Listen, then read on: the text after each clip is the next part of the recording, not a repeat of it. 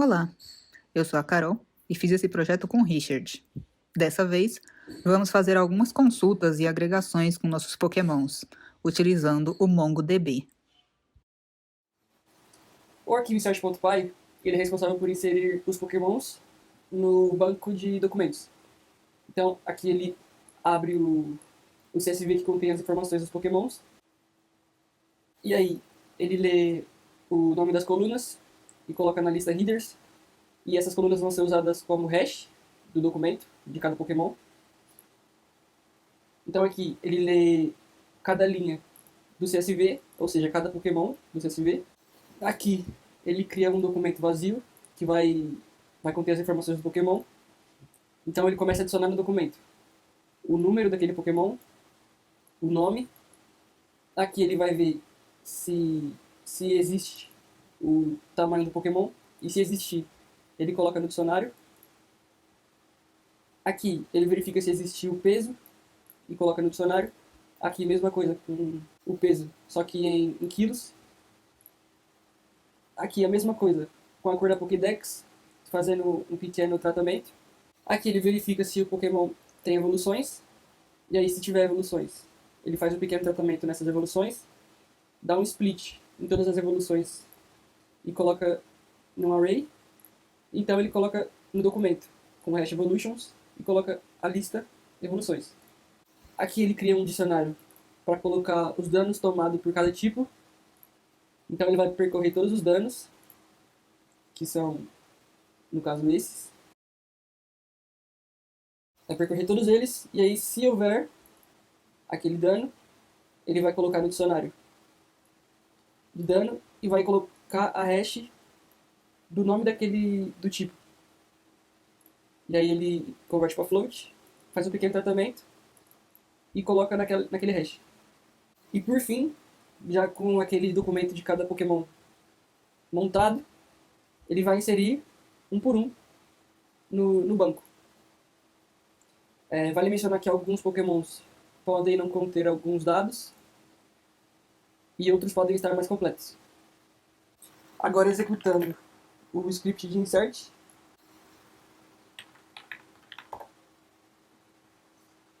ele vai adicionando cada Pokémon.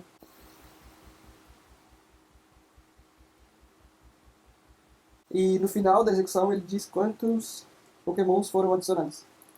Que no nosso caso é 895. Aqui no site do MongoDB, a gente consegue visualizar como que foi adicionado esses documentos, a estrutura que estão esses documentos. Então aqui tem o Pokémon 1, que é o Bulbasauro, com tamanho em metros 0.7, peso em LB 15.2, peso em KG 6.9, a cor da Pokédex verde, os dois tipos que ele tem, Grass e Poison, o array de evoluções. Então ele evolui pro Pokémon número 2 e pro Pokémon número 3. E aqui está outro dicionário que contém os danos tomados por cada tipo. Então, o tipo normal 1, para fogo 2, água 0.5 e assim vai indo. Como a gente pode ver, tem uns Pokémons que não contêm alguns dados.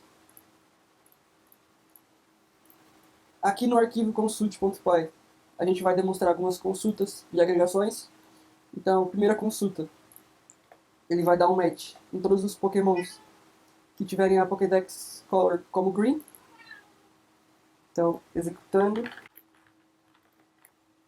Como a gente pode ver, ele retorna todos os Pokémons que tem a Pokédex Color como Green. Aqui outra consulta que vai dar match, que precisa conter o tipo Ghost em um dos seus tipos. Então, executando. Como a gente pode ver, ele tem o Ghost em um dos seus tipos.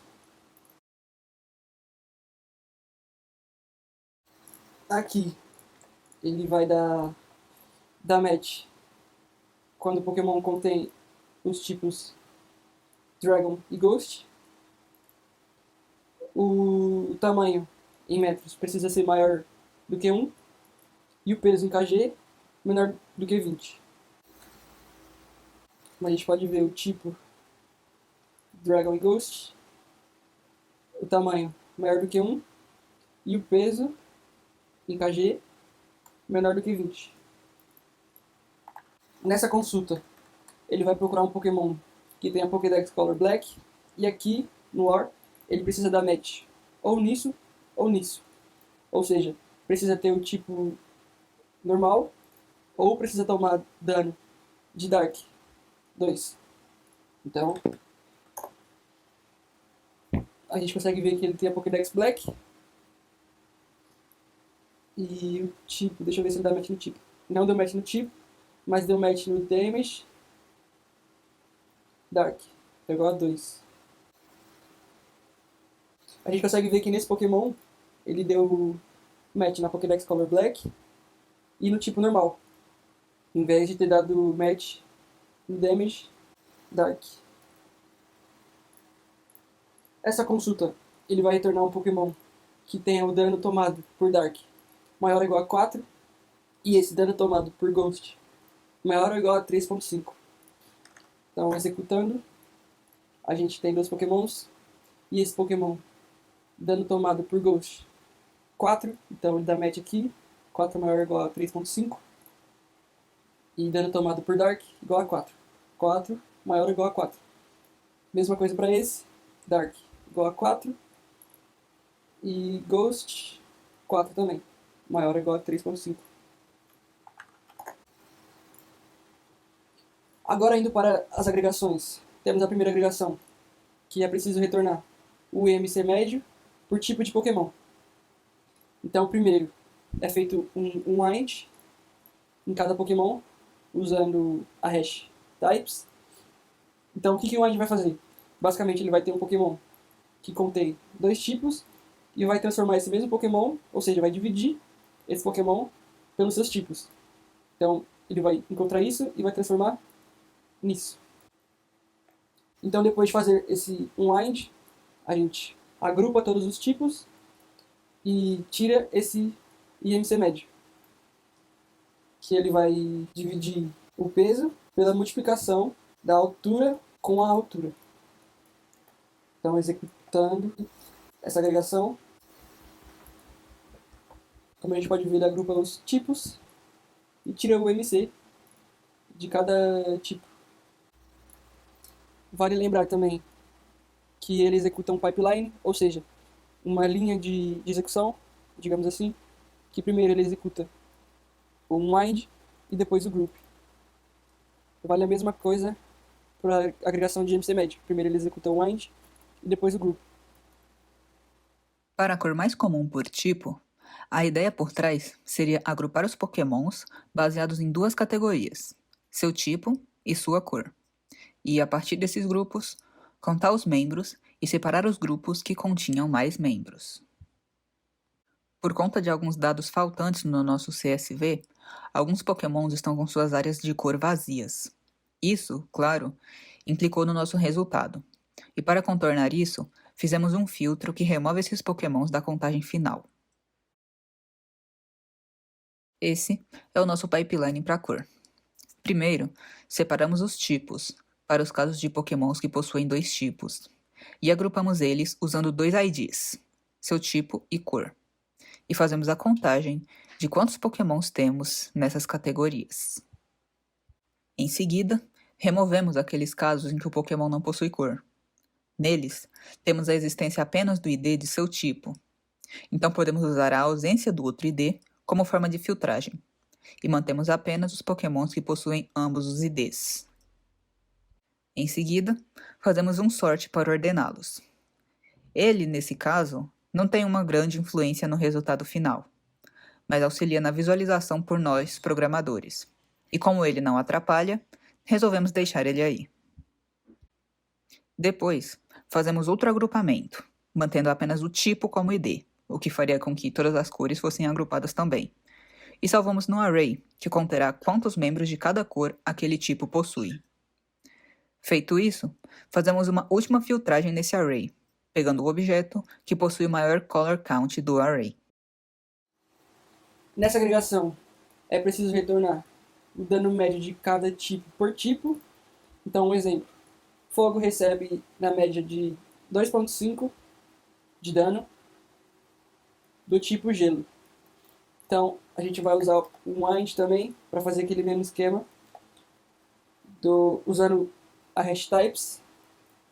Então, para cada tipo, ele vai agrupar esses tipos e vai tirar a média de dano tomado em cada tipo de normal, fire, water e para todos os outros tipos. Como a gente pode ver aqui, o tipo Ice, o dano tomado por normal, dano médio, é de 0,951 e assim vai indo para todos os outros tipos. Uma coisa que me ajudou para o caso das evoluções com o dobro do peso foi pensar na resolução usando o SQL. Apesar de parecer um pouco contraditório, a lógica por trás da construção do SQL foi o que me auxiliou na construção da lógica para aplicarmos o código para o MongoDB. Precisávamos pegar cada Pokémon e suas evoluções. Mas como suas evoluções estavam em um array, precisamos pegar apenas o primeiro item desse array. Em seguida, juntaríamos a tabela toda com ela mesma, pareando os números das evoluções com seus respectivos Pokémons. E a partir disso, verificar se o peso de um era ou não o dobro do outro. Esse é o pipeline resultante. Primeiro, separamos o array das evoluções e, em seguida, fazemos um agrupamento. Na parte do agrupamento, tivemos que usar um pequeno truque. Precisávamos trazer o peso do Pokémon também, mas o Mongo reclamava do campo, por não ser um acumulador. Então, agrupamos os Pokémons pelos seus números, que são IDs exclusivos. Então, basicamente, nenhum Pokémon se juntaria a outro. E usando esse fator de vantagem, fizemos as somas dos pesos do grupo, que consistiria em basicamente um Pokémon, então nada mudaria.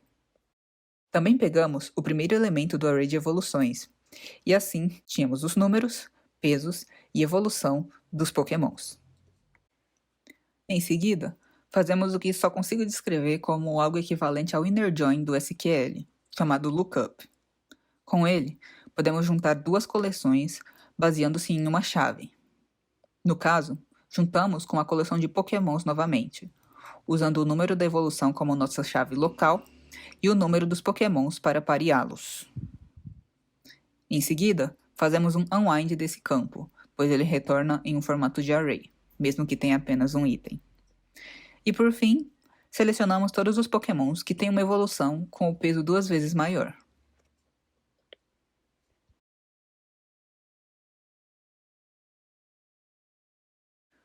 Por último, temos os Pokémons que mudam seu tipo numa evolução. Conseguimos usar boa parte da lógica do problema anterior, em que pegamos os Pokémon e suas evoluções em conjunto. Mas em vez de compararmos seus pesos, comparamos seus tipos. Após fazer essa junção, separamos os tipos dos Pokémons. Isso foi necessário porque durante o processo, o array de tipos foi colocado dentro de um outro array. Em seguida, criamos um novo campo de dados. Nele, utilizamos a função equal, que nos diz se dois campos são iguais, retornando true ou false. E por fim, pegamos todos os Pokémons cuja comparação por igualdade retornou como falso.